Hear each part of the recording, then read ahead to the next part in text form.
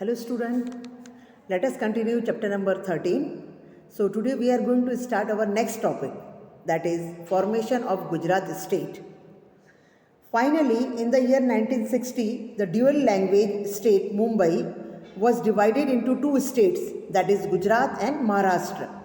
The new state of Gujarat was inaugurated by Honorable Ravi Shankar Maharaj.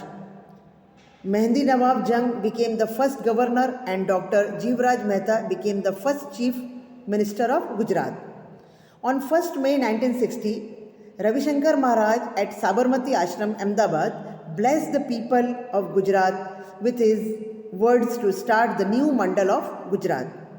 Now every year, Gujarat celebrates 1st May as its establishment day. Now student, for your knowledge, you go through these things to know. Now, integration of the French and Portuguese colonies into the Indian Union. Certain regions of India were still under the French and Portuguese control when India declared itself as an independent, sovereign, socialist republic on 26 January 1950. Now, integration of Pondicherry. Pondicherry, Karaikal in Tamil Nadu, Mahi in Kerala, Yanam in Andhra Pradesh and Chandranagar in West Bengal were under the French control. People of these colonies wanted to join the Indian Union, for which they launched movements too. The French tried to suppress such movement, and in the year 1948, a huge gathering of the people in Pondicherry declared quit India to the French authority to bring out a peaceful solution to these problems. The government of India opened negotiation with the French government. Finally, the French government agreed, and on 31st October 1954 and surrendered all these colonies to India. Now the integration of Goa, Diu and Daman. Portuguese were more adamant than the French. For them, Goa was the symbol of prestige. All negotiations and talks to cede these colonies to India failed.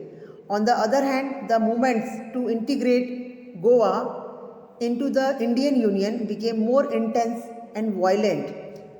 On 15th August 1955, 3,000 to 5,000 unarmed Indian activists attempted to enter Goa at 6 locations and were violently repulsed by Portuguese police officers, resulting in the death of around 200 people. When the talks and satyagraha failed, the Indian government decided to take more radical steps and launched Operation Vijay to free Goa. The military operation started on the midnight of 17th-18th December 1961 under the leadership of General Chaudhary. The operation was completed by the next day afternoon. The Indians won Goa, Diu and Daman and hosted the national flag here. That's how the last of the remains of the Western Empire were terminated from India.